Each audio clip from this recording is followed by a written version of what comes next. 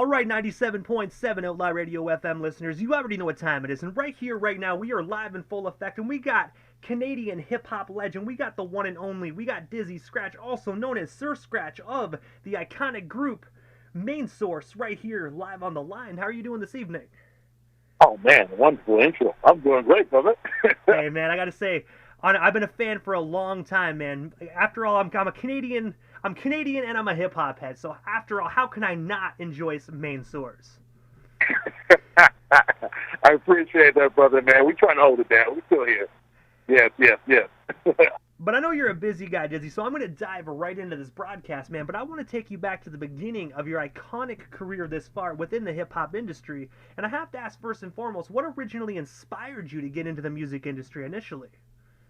Ooh, man, you're taking me back. But off the top of the dome, my grandfather, it's the reason why I'm named Dizzy. My grandfather used to play trombone, and he used to play background for Dizzy Gillespie. So I was always inspired with music. Music has always been in my family. And my grandfather was kind of a stricter, so he used to sit me down in front of the keyboard and he used to really teach me how to play the chords and stuff like that. So he's the reason I'm Dizzy in the name, and he's the one that inspired me to create music. Yeah. And I have to ask, at a young age, did you ever get the opportunity to actually meet Dizzy at a very young age while your grandfather worked with him?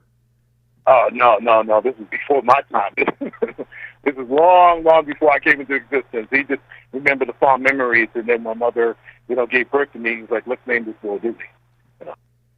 And also, as I already said during the intro, you are a member of the iconic group Main Source, but I was wondering, for the listeners that might not know very much about Main Source, I was wondering if you can actually tell our listeners the story behind this group, and of course, what actually made you guys decide to come together as one and be, of course, Main Source. That's when we were living in the States. I had this idea of putting together like an R&B group. Main Source originally started as an R&B group. But when that didn't work out, my brother Kate came to me and was like, why don't we do hip-hop? And hip-hop was at the very early stage. And I'm like, I don't know if anybody's be feeling that. And he was like, no, I think we should try it. And he went to school with Lars Professor, and it's the same school I went to, but I was in the senior year, so I was about to be out. And he brought Lars Professor over, and it just kind of clicked. But, I mean, it was a process. We went through many different rappers before it actually fell into place. But when Lars Professor came into the picture, it just fell into place perfectly.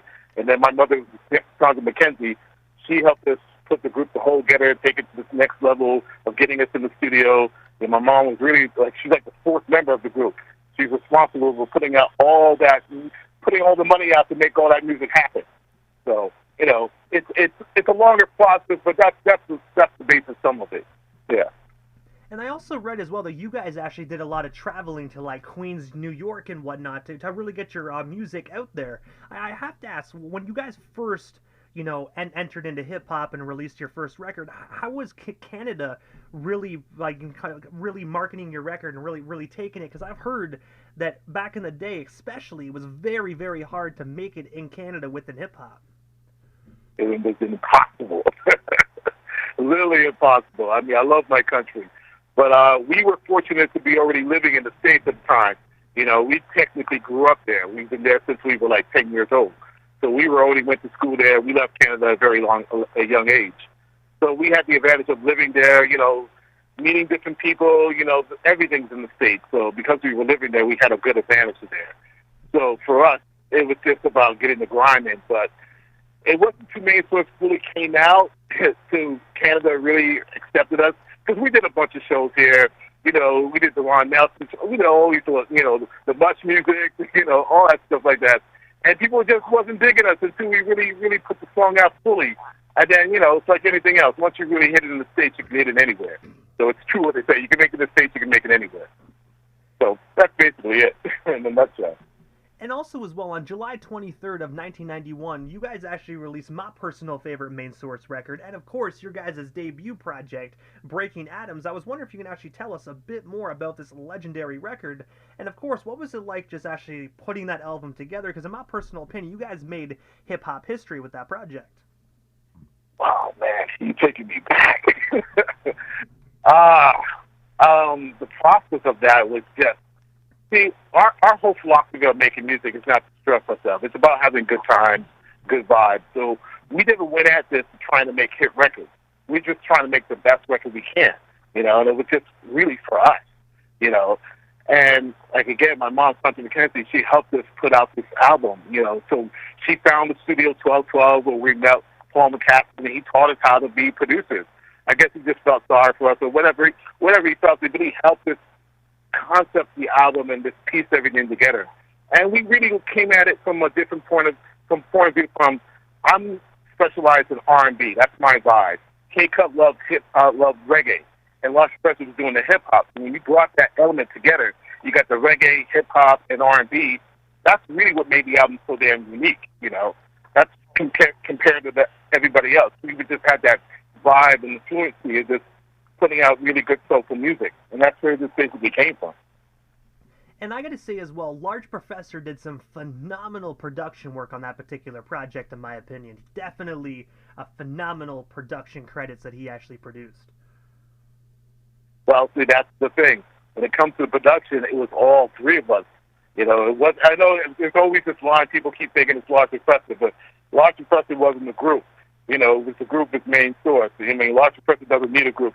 He's got his own parts on his own, so he never needed a group.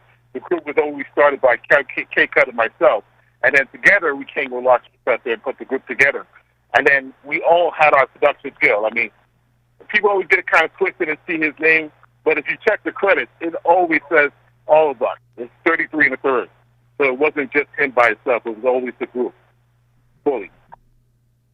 And also as well, the following year, you actually worked on TLC's debut album, on the TLC Tip. I was wondering, what is the story behind that? And of course, how did you originally get connected with TLC? That's actually a blessing from Main Source. Main Source became a blessing and a curse. So when the group actually broke up, I was kind of bummed out. And then, my management at the time just kept calling me like, people want you to do projects. I'm like, what are you talking about? It's like, they want you to do what you did on your album. And I'm like, I just did that for us. I didn't even understand the concept of being a producer, but a lot of people kept calling me up, and TLC was one of them. Queen Latifah was another one, It went on and went on. I even got hooked up with Gerald Levert and did, the OJs. So TLC was just a blessing. Really, it was just a blessing. Just the right time, right place. And, the rest is kind of history after that. And I have to ask as well, because obviously, 1/3 of that group passed away at a very young age in the early 2000s. So this generation obviously probably heard of Left Eye's name, but they never really had the opportunity to really absorb her presence, within hip hop while she was still here. So from what you can recall, can you tell us a bit more about your experience working with a very young, Lisa Left Eye? I thought it was a pleasure. She was a joy. Like anybody else, some of these people you meet, they can be somewhat, that starlight. But no, she was a really humble person, very joyful, always joking around the studio. The life of the party, I love working with her. I miss her so much. It's a sad loss to lose her so young. But no, it was just a blessing. She could be serious when she wants to be. But she was there, right? Always funny, comedic, always joking around, Yeah, it's a pleasure. Lost soul. And also, as well, in the year 1995, you actually had the opportunity to work with New Jersey-based hip-hop trio Naughty by Nature on their single Hang Out and Hustle. I was wondering if you can actually tell us a bit more about that. And of course, what was it like just working with Naughty by Nature on that particular project? Naughty by Nature was my boys. They were a bunch of clowns. It was almost like working with Left Eye. It's the same thing. Trust was a trip. He was always joking around, always doing some kind of clownery, especially with me. He was just my homeboy, my brother from another mother kind of thing. We went on a lot of tours with them we did tours with them, and I think it was Boyz II Men and stuff like that, and In Vogue very early. And it's a connection, man. They were at the beginning of their career. We were still getting our feet wet, but no, the vibes are just cool. It's one of the things I miss from that time period, this realness. They weren't acting like the big hip-hop stars that they are now. They're just really cool people down to earth. I can't complain. We were lucky and blessed to meet a lot of people. Yeah. And I gotta say as well, I remember actually having that Tommy Boy 12-inch vinyl single back in the day that actually had that song, and of course Feel Me Flow on it, man. I can't remember how many times I flipped that record over and over again just to listen to those two phenomenal legendary singles. Yo, bro, it's just, vibes, man. Again, I just, good music, man. I'm just very blessed and lucky, we just got there at the right time, right era, and just put it out there. We just kept putting out strong music and working with them. Got to work with a lot of people, good people. So, yeah, just vibe. And also, as well, a few years after that, you actually had the opportunity to dip your toe in another form of music. And this one actually isn't hip hop, but you actually had the opportunity to work on Maddie's radio mix of the Backstreet Boys of the song "Everybody" from their 1997-98 record. I was wondering if you can tell us a bit more about that experience, and of course, what was it like actually transitioning from, of course, hip hop into kind of pop music? See, so that's where my advantage of knowing R&B. This is where my grandfather came back into play. He just really honed my skills into doing R&B. It was like some Mr. Miyagi stuff. I didn't even realize I was learning these things, and just picked it up. So when the group broke up, like I said earlier, it's like the transition to R&B was natural to me because I was always doing it, and that's part of the vibe that's on the Main Source record. So working with them was just, them, Jerry LeVert, all the other people that I worked with. It was just an easy transition for me, and it just touched my soul. The way I do music is almost the way I see music as colors because I like to paint in the background. So music to me just flows. I don't stress it. I don't try to overcomplicate it. So it's just a vibe. So working with them was just same thing, pleasure. And I have to ask, well, what was it like just being in the studio with the Backstreet Boys? Because obviously they were very young around that time. Like, were they professional in the studio, or were they obviously just some kids with a record contract? Well, with them, I didn't really meet them as much because the song I did for them was more of a remix. But they did come in to do a couple of vocals. But they were cool, I can't say that much about them. They were really, really cool, But, yeah, no, it was a good opportunity and a strong song. Yeah. And also, as well, in the year 1999, you actually founded Magnetic Entertainment, a full-service recording and production studio. I was wondering if you can actually tell our listeners a bit more about that. And, of course, how can, if any underground or independent artists are listening, how can they inquire about your services or potentially booking to come in and actually record some of their craft? So it's Magnetic Entertainment. It's something that I've been trying to, do for a very long time. And then, finally put it together. It's really just, I don't want people to feel like, they listen to me on the radio. It's like, I got 35 platinum records to my name, and it's not a bragging thing, but I don't want people to feel like they're untouchable. Like, you got the big producers like, Timbaland and all of that, and those are great producers, but sometimes they're out of reach. And I want people to feel like, you can come to me. Don't worry about having that big budget. I do big budgets. I do small budgets, but definitely have a budget. But anybody can come to me and hit me up, and we can work. It's about getting the real work done, and you have to be serious about your career, and that's what Magnetic Entertainment is about, bringing good music together, bringing good vibes together, and it's not stressful. It doesn't have to be complicated. You just have to believe in yourself, and, you can come to me, and we can sit down and work at that project. Just make sure you know what you want. And also, yeah. I gotta say, as I checked on your website, man. I gotta say, it looks like such a phenomenal studio, man. I gotta say, if I was an artist, I would definitely slide on through and book some studio time. It looks like a very phenomenal put together studio. Yeah, it took some time. It was over a period of years, and I really fine-tuned it over the COVID. We were supposed to go on the road and have all kinds of shows going on, and when COVID happened, I was like, you know what? My lady said to me, why don't you finish off the studio you always want to finish up? And I was like, you know what, Dad, let's do that. And I got it to Home Depot just in time before the price hike. Because I look at the studio now, and the way you see it on the website, there's no way I can build it now. The cost price is just crazy. So I did it at the perfect time. It took about a year, but no, come through. It's definitely what you see is what you get. Full powerhouse. We can do mixing. We don't do mastering here, but we do mixing, production, everything else. We get it done.